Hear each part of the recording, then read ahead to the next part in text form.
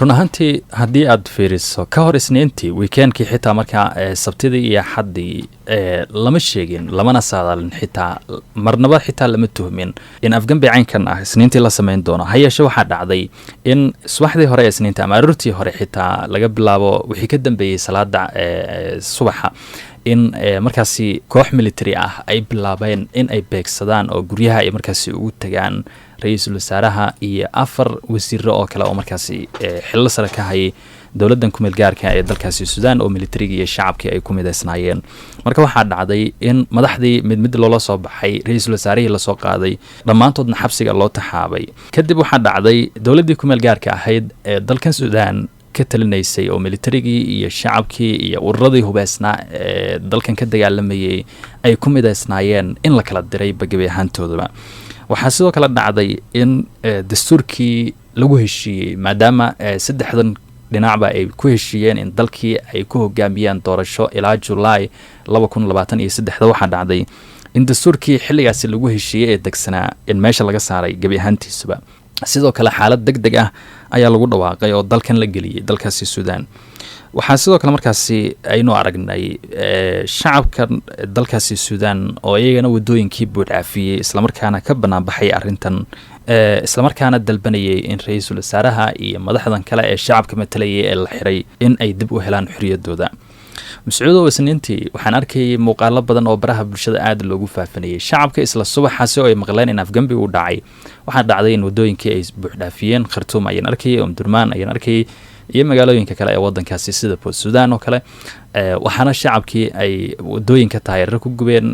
waxa markaasi jiray wadooyinka qaar oo ay xireen waxaa dhacday markii dambe in ciidamadii RSF-ka ee Janjaweedka in lagu soo fasaxay oo ugu dambeyn bay halkaasi aynu aragnay ilaa 7 qof in markaasi lagu dilay ilaa xilligan in ka badan 80 qof oo kalena waa la dhaawacay ilaa xilligan aan markaasi ku guda jirnaa ama ilaa xilligan aan kula hadlayo marka xaaladdu way sii xumaatay waxaa sidoo kale markaasi dhacday Generaal Cabdifataax al-Burhaan markii uu soo bixiyay oo xaaladii wadankan uu markaasi ka warbixinay uu ku dhawaaqay markaasi maamulkii awoodina ay la wareegeen waxaa dhacday inuu sheegay in dalkan uu hogaaminayay ilaa July 2023 laakiinse shuruud uu ku hogaaminay shuruudaasi oo ah in uu dalkan haddii xilka uu wareejinayo in uu ku wareejin doono dowlad markaasi la soo doortay oo elected ah oo shacabkii ay soo doorteen haddii aan xilligaasi la helin dowlad markaasi la soo doortay waxaa suurtagal ah xitaa in waqtigii uu sii kordhisto oo dalkii uu sii hogaamiyo waxyaabaha kale markaasi inta badan ba aynu aragnay ayaa ah in xilliga ay afgambigan uu ku soo aaday waxaad arkaysaa November oo maalmo oo kaliya markaasi inooga harsan tahay sanadkan wax ka bilowda waxa markaasi la filayay in sida hore loogu heshiiyay in rotation laga dhigo oo markaasi 12 bilood ee ugu horeysa waqtigan transition period-ka ah in militarigii awoodii maamulkii wadankan ay hayaan 12 bilood kadibna waxa markaasi lagu wareejinaya shacabka oo wadankii madaxweyne ka noqonaya ku xigeenna ka noqonaya isla markaana qaban doona xilalka ay markaasi hayaan Generaal Cabdifataax al-Burhaan iyo Maxamed Xamdaan Dagalo oo markaasi ku xigeen waa hayeeshe waxaa dhacday intaasina militarigii ay ka soo horjeesteen waana waxyaabaha markaasi ku kalifay in ay afgambiyadaasi sameeyaan waxyaabaha kale aynu aragnay waxa kamid ah Mascuudow in banaanbaxyadan shacabkii pro democracy-ga ahaa ee iyagu markaasi taageersanaa dimuqraadiyadda xornimada cadaaladda isla markaana xitaa ku banaanbaxay Umar Xasan Axmed al-Bashiir oo 30 sano dalkan hogaaminayay waxaa dhacday in iyagana markaasi ay ka gaabiyeen ba in ay meesha ka saaraan khilaafkii soo kala dhaxgalay bani'aadamkii inta badan waad aragtay waxyaabaha dhibaatada u geysta waa maamulkii iyo lacagta labadaas inuu kuma heshiiyaan laba qof oo saaxiib ah aad isugu dhawaa oo markaasi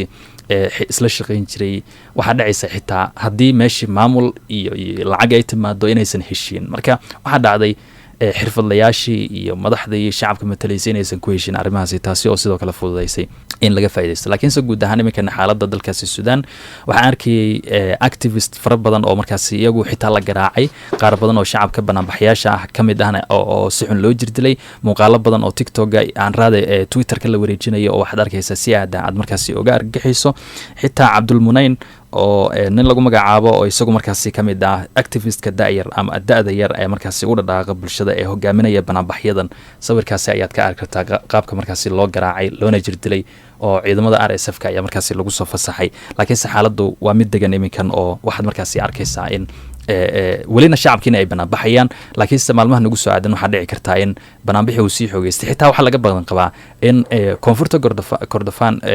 kordofaan iyo sidoo kaleeta dhanka daarfurba in dagaal sokeeya ama civil wax loo yaqaano uu ka qaro. falcelinta haddaan u dhimaadno gudaha wadanka iyo dibaddaba sidee looga falceliyo? run ahaantii gudaha dalka banaanbaxyo xoogan ayaa ka dhacay waxaana markaasi xitaa aynu aragnay ra-iisul wasaare cabdalla xamduug oo isagoo xabsi guri la geliyey inuu soo hadlayo shacabkiina ugu baaqay in ay markaasi banaanbaxaan oo ay u banaanbaxaan dimuqraadiyad iyo xornimo. waxaynu aragnay shacabkii pro-demokrasiga ahaa ee iyagu markaasi hogaaminayay banaanbaxyadii meesha looga saaray cumar xasan axmed albashiir oo iyagana soo baxay wadooyinka banaanbaxyo ka sameeyey. sidoo kale shacabku waxay sameeyeen shaqo joojin. qaar ka mid ah shaqaalihii dowladda waxaa dhacday ama badankoodu xitaa waxaa dhacday inaysan xafiisyadu aadin oo guryahooda ay ku nagaadeen. ceelashii saliidda laga soo saaraya dalkaasi suudaan xitaa shaqo joojin xoog leh ayaa ka socota. iminkan goobihii macdanta laga soo saaraya ee dalkaasi suudaan sida dahabka oo kale waxaa markaasi xitaa muuqataa in banaanbaxyo ay sameeyeen. gaadiidka markaynu fiirino qaybta transportkana waxaa markaasi dhacday in shaqo joojin ay sameeyeen shaqaalihii. marka waxaad u malaysaa in dowladdii iminkan ay iyagu markaasi ay maamulayaan militariga shaqaalihii dowladda badankoodana ay markaasi meesha ka baxeen. taasi marka laga soo tego waa qaabka ay markaasi u banaanbaxeen shacabka gudaha dalkaasi suudaan ka dhacayo. mascuudow waxaa iminkan la qorsheynayaa banaanbax loogu magacdaray banaanbaxa malaayiinta qof waxaana markaasi la qorsheeyey inuu dhaco subaxa sabtida ee nagu soo aadan ayaa markaasi la qorsheeyey inuu ka dhaca khartuum, umdurmaan iyo magaalooyinka ugu badan ee wadankaasi suudaan. shacabkan iyagu markaasi banaanbaxyada soo qaban qaabinayana waa shacabka dimuqraadiyadda u dooda shacabka markaasi qaybta ka ah ama xitaa sababtu ahaa in albashiir uu meesha ka baxo waxa ay ku dhawaaqeen banaanbax ay ugu magacdareen banaanbaxa malaayiinta qof oo markaasi ay sabtida la sameyn doono. hayeeshee cabsi xoogan ayaa jirta oo markaasi ah in la sameeyo sidii dhacday juun 2019 oo markaasi aynu aragnay in shacabkii banaanbaxyada ka sameynayay khartuum gaar ahaan fariisimaha ka samaystay xarunta dhexe ee ciidamada militariga ee dalkaasi suudaan bartamaha caasimadda khartuum oo iyagu markaasi loo dhacay xasuuq ba-an ayaa halkaasi ka dhacay. in ka badan 120 qof ayaa markaasi la dilay qaar badan meydadkooda xitaa webiga niil lagu daadiyey. marka waxaa laga baqdan qabaa in militarigii ay kusoo fasaxaan RSF-ka ama ciidamadan uu hogaaminayay maxamed xamdaan dhagalo ee aadka looga baqa ee dalkaasi suudaan islamarkaana xasuuq badan uu dalkan ka dhaco ayaa laga baqdan qabaa xilli sabtida markaasi la qorsheeyey banaanbaxaasi. shacabkana waxay ku hanjabeen in banaanbaxyadan ay sii wadi doonaan ilaa markaasi maamulkii iyo awooddiina markaasi ay la wareegi doonaan. dibadda markaynu fiirino waxaase la yaab igu noqotay mascuud oo aan arkayay wadamadan iyagu markaasi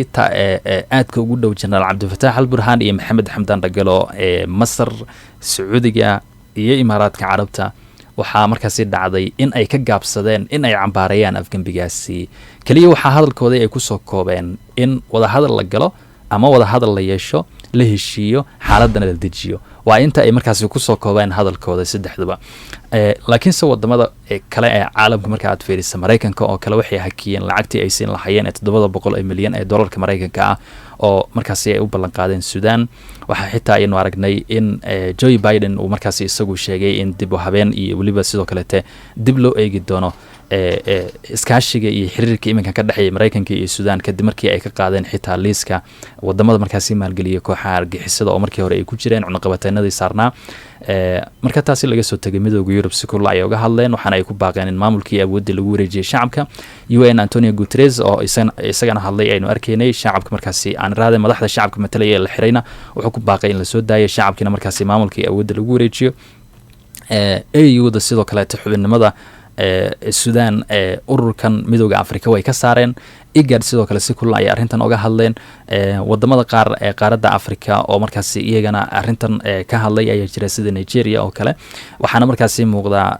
in weli la soo jeedinayay baaqiyo xoogan oo markaasi la xiriira in maamulkii iyo awoodii wadankan in dib loogu soo celiyay shacabka dastuurkii hore lagu heshiiyay markaasi dib loo ambaqaado. watahay anasoo haddaanu fiirino afgembigan aad ka soo hadashay waxaa la isweydiinayaa sidee ayuu ku dhacay militarigu sidee ayay ugu suura gashay oo ay ugu fududaatay in inqilaab noocan ay sameeyaan? runaantii waxyaabo badan ayaa u suurtageliyey. tan ugu horeysa oo markaasi ah in maalmihii ugu dambeeyey xiisad xoog leh ay ka dhex aloosneed ama ay ka dhex taagneed shacabka iyo militariga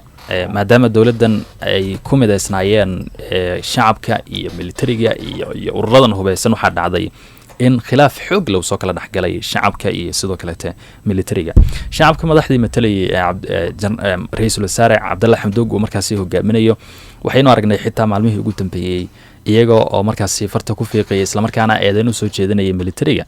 xitaa mascuudo waxyaabihii aynu arkaynay kadib afgembigii dhicisoobay ee maalmo ka hor markaasi ka dhacay dalkaasi suudaan waxaa ka mid ah kadib afgembigaasi inaynu aragnay cabdalla xamduug iyo madaxdan shacabka matalaya oo markaasi militariga eedan u soo jeeday islamarkaana ku eedeeyey in ay sabab u yihiin dhibaatooyinka iminkan dalkan suudaan markaasi uu wajahayo. waxyaabaha kale markaasi sidoo kale iminkan aynu aragna ayaa ah ama sababtu ahaaba in militarigan ay awoodda iyo maamulka wadankan ay markaasi la wareegaan afgembina ay sameeyaan ayaa ah in ay iyagu markaasi ka gaabsadeen cabsi xoogan ay soo wajahday in maamulkii iyo awooddii wadankan ay ku wareejiyaan shacabka dastuurkii loo hogaansama ee horey loogu heshiiyey oo markaasi ahaydba in November sanad laga bilaabo in maamulkii awooddii wadankan ay ku wareejiyaan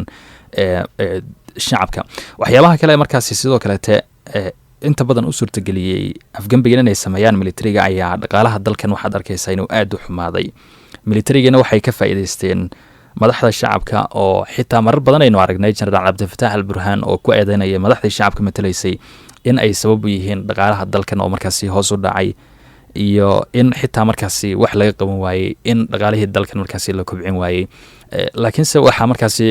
xusuusin mudan in dhaqaalaha dalkan suudaan uu markaasi hoos u dhacay weliba xilliga markaasi jenaraal aanrade cumar xasan axmed albashiir uu markaasi xilka ama maamulka dalkan uu markaasi hayay uu hogaaminayay. waxaase dhacday in dalkan markii uu galay dhibaato dhanka siyaasadda ah in wixii ka dambeeyey xilligii albashiir la afgembiyey dowladdiisii ama meesha laga saaray in dhaqaalihiina uu si aada usii xumaaday. militariga sidoo kaleeta waxaa markaasi dhacday in ilaha dhaqaale ee dalkaasi suudaan xitaa ay gacanta ku dhigeen taasi oo markaa caqabad ku noqotay xitaa madaxdii shacabka matalaysay ee ra-iisul wasaare cabdalla xamduug uu markaasi hogaaminayay in ay iyagu kala wadaan howlaha dowladda haddii ahaan lahayd in howlihii dekedaha ay markaasi kala wadaan dahabka laga soo saara dalkan suudaan iyo xitaa xoolaha nool ee markaasi dalka dibaddiisa loo dhoofiyo waxaa intaba markaasi gacanta ku hayay militariga taasi oo markaa adkeysay in xitaa ilaha dhaqaale ee dalkan suudaan ay shacabkii markaasi gacanta ku dhigaan. waxyaabaha kale ee markaasi sidoo kalete iminkan aynu arkaynay ayaa ah ay u suurtageliyey in militarigan ay awooddii iyo maamulkii ay la wareegaan. waxaa ka mid ah in lacagihii loo ballan qaaday ee markaasi dibadda ay ka heli lahaayeen badankooda inay soo daaheen culays badan ayaa fuulay. waxaana markaasi dhacday in dhaqaalihii dalkan uu hoos u dhacay qiimaha nolosha oo markaasi sare u kac laga dareemayo xitaa rootigii oo markaasi sare u kac uu ku yimid qiimihiisii shacabka oo xitaa shidaalkii markaasi ku adkaatay inay iibsadaan maadaama sare u kac uu ku yimid qiimaha shidaalka ee dalkaasi suudaan. dhanka bari ee dalkaasi suudaan oo xitaa dekedii laga xirtay ee dhanka badda cas ee redsiga waxaynu aragnay wadooyinkii muhiimka ah ee dhanka bari oo markaasi la xirtay. marka taasi oo markaa suurtagelisay in dhaqaalihii dalkan uu hoos u dhaco waana waxyaabaha u suurtageliyay militarigii ee markaasi awooddii iyo maamulkii ay iyagu markaasi aysan jeclaysanba in ay wareejiyaan. tan kale oo markaasi ah wadamo badan ayaa meeshan ku jira oo ka dambeeya arrimahan. jenaraal cabdifataax al burhaan iyo maxamed xamdaan dhagalo waxaa markaasi ka dambeeya siyaasiyiin iyo madax markaasi caalamul islaam ka soo jeeda badankooda oo xitaa ku dhiirigeliyey in afgembigan uu sameeyey maadaama uu soo dhawaaday waqtigii markaasi maamulka iyo awoodda wadankanna uu markaasi wareejin lahaa. tan ugu dambeysa oo aan ka hadlaya ee u suurtageliyay militariga ayaa ah waxaynu arkaynay isbuucyada ugu dambeeyey banaanbaxyo xoog leh oo ka dhacaya caasimadda khartuum undurmaan iyo magaalooyinka kale ee dalkaasi suudaan. waxaana dhacday in xitaa shacabkii ay kala qaybsameen qaar badan oo markaasi taageersanaa madaxdan shacabka matalaya ee dowladdan markaasi ka tirsan ee kumeel gaarka ahayd iyo qaar badan oo markaasi shacabka reer suudaan ka mid ah oo xitaa u banaanbaxayay islamarkaana taageersanaa ama sameeyey banaanbaxyo ay ku taageerayaan militarigii. marka xitaa waxay ku baaqayeen in ra-iisul wasaare cabdalla xamduug uu iscasilo hadduu isan iscasilina in dowladdiisii ama isaga gebi ahaantiisa markaasi meesha laga saaray iyo wasiirada markaasi shacabka matalaya ee dowladdan kumeel gaarka ahayd markaasi qaybta ka ahaa. marka taasi ayaa u suurtagelisay in xitaa jenaraal cabdifataax iyo ciidanka militariga ee dalkaasi suudaan ay afgembigaasi sameeyaan. tan kale oo markaasi in uu taageero ka haystay ururada hubeysan ee dalkaasi suudaan gaar ahaan ururka aadka looga baqa ee RSF-ka ee sida militariga u tababaran ee maxamed xamdaan dhagalo uu hogaaminayo waana waxyaabaha u suurtageliyey sidoo kaleeta in afgembigaasi uu sameeyo.